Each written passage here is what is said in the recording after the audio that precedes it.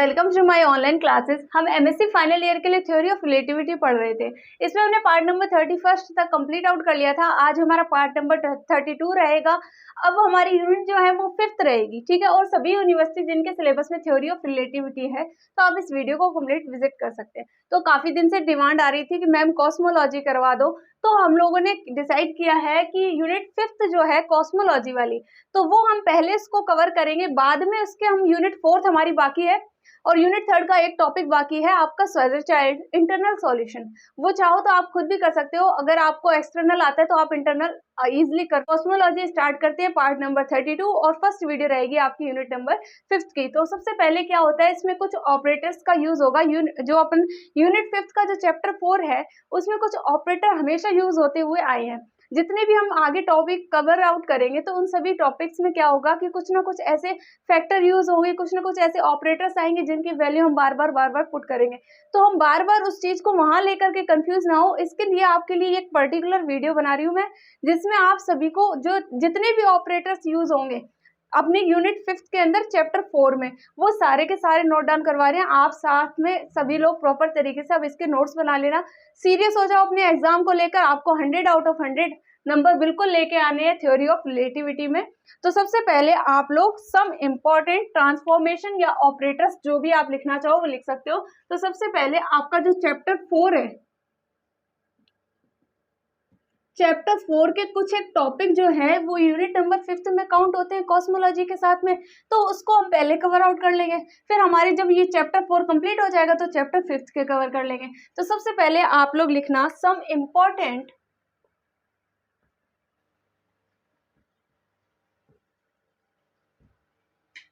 Transformations.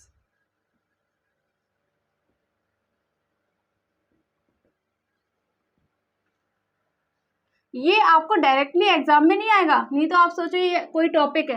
ये topic नहीं है पर्टिकुलर, ये एक ऐसा मतलब टॉपिक है जो हर एक टॉपिक में यूज होने वाला है। तो आपको क्या करना है, सभी जितने भी अपने ट्रांसफॉर्मेशन होते हैं वो एक जगह लिख लेना, जिससे बार बार आपको ये कंफ्यूज नहीं होगा ये वैल्यू आई कहाँ से थी। तो आज सारे जवाब उसके आपको यहीं पे लिखा दिए जाएंगे। तो आप सबसे पहले लिखना, सबसे पहले फॉर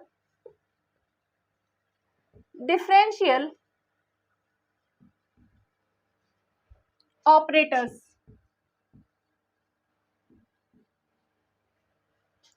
फर्स्ट लिखो, फर्स्ट ऑपरेटर किस फॉर्म में आ सकता है, del by del x.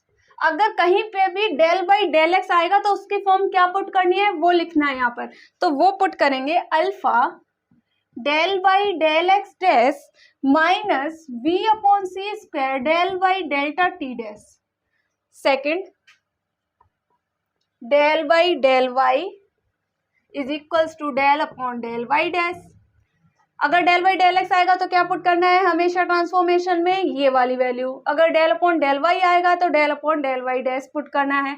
And third is del by del z is equals to put करना है आपको del upon del z dash. अगर कहीं पे भी ट्रांसफॉर्मेशन लगाना है और डेल अपॉन डेल जेड है तो आप डायरेक्टली क्या वैल्यू पुट करोगे, del upon del z dash की वैल्यू पुट करोगे। फोर्थ लिखो, del upon delta t is equals to alpha del upon delta t dash minus v del upon del x dash. अगर कहीं पे भी transformation किसका लगाना है, अगर आपको डेल बाई डेल्टा टी की वैल्यू अगर रखनी है, पुट करनी है, तो आप क्या पुट करोगे, alpha del by delta t dash minus v del upon del x dash. इसके बाद में 5th नंबर लिखो, फॉर 5th से लिखने से पहले एक हेडिंग डाल देना। अब किसके लिए लिख रहे हैं हम ट्रांसफॉर्मेशन वो लिख लो। ये तो आपके कुछ एक ऑपरेटर्स हैं, del by del x operator है, del upon del y, del upon del z और del upon delta D. That is x1 x2 x3 x4। आपको बताया हुआ है ना कि अगर x1 आएगा दैट इज x, x2 आएगा that is y and x3 is Z और x4 क्या होता है अपना t होता है। ये कुछ ऑपरेटर्स थे। अब हम किसके लिए लिखेंगे, यहाँ पर e वेक्टर और h वेक्टर दो का यूज होगा। वो क्या चीज है वो हम आगे आने वाली वीडियोस में देख लेंगे, लेकिन अगर उसका ट्रांसफॉर्मेशन कैसे लिखना है तो वो लिख लो आप लोग। तो for e vector and h vector क्या पुट करना है, देखो फर्स्ट लिखोगे आप लोग ex आए कहीं पर भी तो क्या लिखोगे, ex डैश लिखोगे। सेकंड देखो ey इज इक्वल्स टू क्या आ जाएगा, alpha ey dash plus v upon c h z dash. Third देखो, e z is equals to alpha e z dash minus v upon c h y dash. अगर कहीं पर भी e vector से related कोई ट्रांसफॉर्मेशन आएगा, अगर आपको ई एक्स का पूछे तो आप क्या पुट करोगे, ई एक्स डैश पुट करोगे।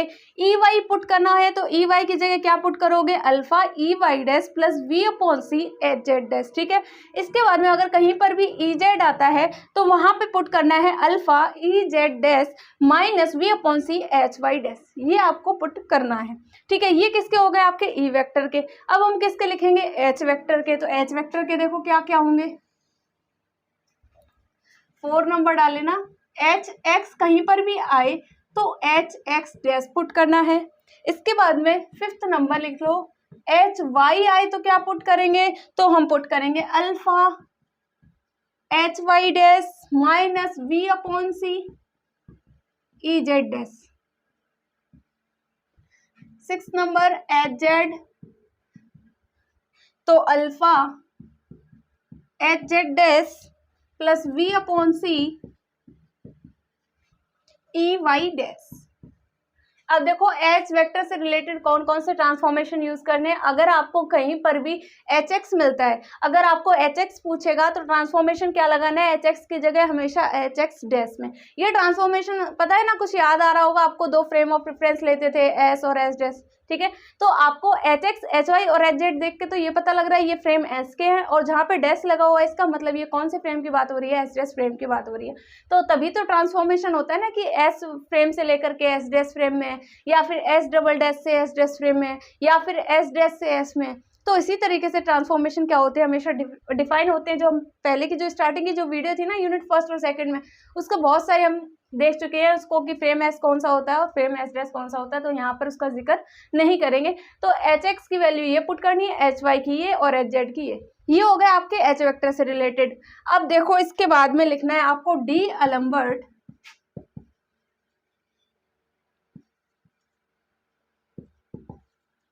डी एलम्बर्ट बोल दो या फिर डी एलम्ब्रेशन ऑपरेटर। और किससे शो करते हैं देखो, तो ये यूनिक सा है एकदम, तो आप लोग याद रखना इसको, हमेशा स्क्वायर की तरह शो करते हैं, स्क्वायर की तरह इसको बना देना है। ठीक है, तो ये क्या हो गया आपका डी एलम्ब्रेशन ऑपरेटर हो गया, या डी एलम्बर्ट ऑपरेशन, दोनों बोल सकते हो आप, एक ही बात है। तो इसको शो करते हैं इससे। अगर ये कहीं दिखाई दे जाए तो इसका हम ट्रांसफॉर्मेशन क्या लगाएंगे, तो वो लिख लो आप लोग। अगर ये कहीं दिख जाए तो इसकी 2 वैल्यूज होती है, एक तो होती है आपकी minus del square plus 1 upon c square del square upon delta t square, और second minus del square upon del x square minus del square upon del y square, और minus del square upon del z square plus 1 upon c square del square upon delta t square. ये तो आपको कौन से frame में दिखाई दे रही है, क्या यहाँ पे कोई भी वैल्यू आपको एस डैश फ्रेम की दिख रही है, means x dash y dash z dash और टी डैश नहीं दिख रही है। इसका मतलब आपको सिंपली ये पता लग रहा है ये दोनों वैल्यू किस ट्रांसफॉर्मेशन में पुट करनी है। अगर एस ट्रांसफॉर्मेशन आएगा कहीं पर भी, अगर आपको ये कहेगा कि डी एलम्ब्रेशन ऑपरेटर की वैल्यू पुट करनी है, उसका यूज करना है, अगर फ्रेम एस है तो ये दोनों पुट करोगे, अगर फ्रेम आपका एस डैश हो तो वैल्यू इसकी क्या हो जाएगी, तो आप लोग लिखना इन सिस्टम एस डैश, इसके ब्रैकेट में आप ऐसे लिख सकते हो इन सिस्टम एस, जिससे कि आप कंफ्यूज ना हो कि कौन सी वैल्यू पुट करनी है। अगर सिस्टम एस है तो ऊपर वाली दो, और सिस्टम एस डैश है तो अपन को ये वाली वैल्यू पुट करनी है। और क्या है देखो, डेल डैश, डेलिंग डी एलम्ब्रेशन ऑपरेटर का डैश, अगर डैश का मतलब क्या हो गया, एस डैश फ्रेम हो गया, तो इसकी वैल्यू क्या आएगी देखो, minus del square upon delta x dash square minus del square upon delta y dash square minus del square upon delta z dash square, और plus 1 upon c square del square upon delta t square. Dash कर लेना यहाँ पर dash, ठीक है। ये operator की value put करनी है। अगर आपके पास में d'Alembertian in the system of S dash है तो उसकी वैल्यू आपको ये पुट करनी है, ठीक है। इसके बाद में लिखना, अगर कहीं पर एक्स डैश आएगा तो उसकी वैल्यू क्या पुट करनी है, सम अदर लिख लो, सम अदर ट्रांसफॉर्मेशंस। देखो अगर एक्स डैश कहीं भी आ जाए तो उसकी वैल्यू पुट करनी है alpha x minus we T, ठीक है। एक्स डैश आएगा तो alpha x minus we T put करना है। इसके बाद में 2-4 और हैं, वो भी देख लो।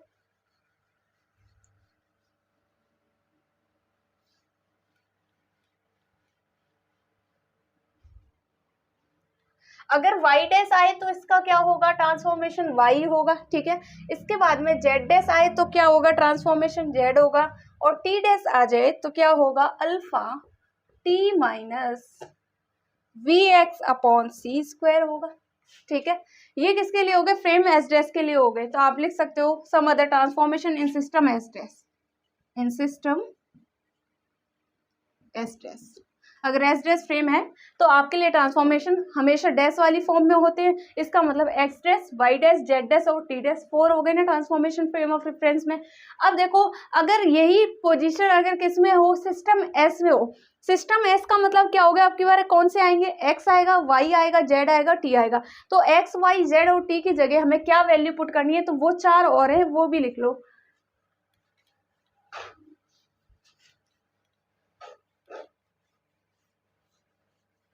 अब लिख लेना आप लोग सम अदर ट्रांसफॉर्मेशंस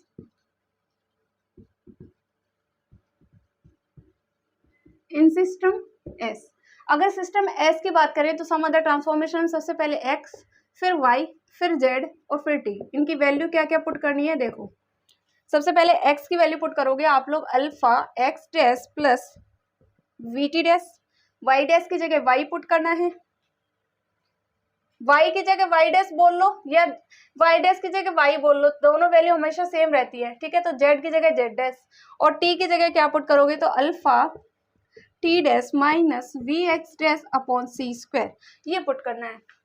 अब देखो अगर आपने अभी तक की वीडियो नहीं देखी है तो आपसे रिक्वेस्ट है कि आप सभी लोग पहले वीडियो देख लें, वो सारी कंप्लीट, उसके बाद में यूनिट 5 स्टार्ट कर दें आप लोग। और अगर नहीं भी देखी है तो आप लोग कॉस्मोलॉजी को बिल्कुल सीरियस लो और प्रॉपर तरीके से इसके नोट्स बनाओ। देखो यूनिट 4 में जितने भी टॉपिक आएंगे, आगे 3 टॉपिक है मे बी, तो उन तीनों टॉपिक में इन सभी का यूज है। तो आपके लिए आज का होमवर्क सिर्फ इतना है, आपको ये सभी लिखने हैं, ठीक है। और इनको प्रॉपर तरीके से याद कर लेना, क्योंकि अगला टॉपिक जो है इसके बिना समझ में नहीं आएगा आप सभी को। तो आपसे रिक्वेस्ट है कि आप सभी लोग इसको नोट डाउन करें, अच्छे से इसकी तैयारी करें, इसको याद कर लें, जिससे कि अगला टॉपिक आपको बेहतर तरीके से समझ में आए। जब मैडम आपको बोले कि एच वाई की वैल्यू क्या होगी तो आपको तुरंत जवाब आना चाहिए कि alpha h y dash minus v upon c e z dash होनी चाहिए। तो ये सारी वैल्यू आपको याद कर लेनी है। इसके बाद में 33 नंबर पार्ट जो होगा उसमें हम परफेक्टली जो टॉपिक है हमारे चैप्टर 4 के, वो हम स्टार्ट कर देंगे, उसको कवर आउट कर लेंगे। उसके बाद में यूनिट 5 में जो कॉस्मोलॉजी का पार्ट है वो हम उसको पढ़ लेंगे। तो इस तरीके से आपका सिलेबस जो है वो लगातार कंप्लीट होने की दिशा में बढ़ता रहेगा। अब आप लोग वीडियो को लाइक भी कर दो, शेयर भी कर दो और सब्सक्राइब भी कर दो, और साथ में बेहतरीन तैयारी करने के लिए हमारे साथ जुड़े रहें। Thank you so much.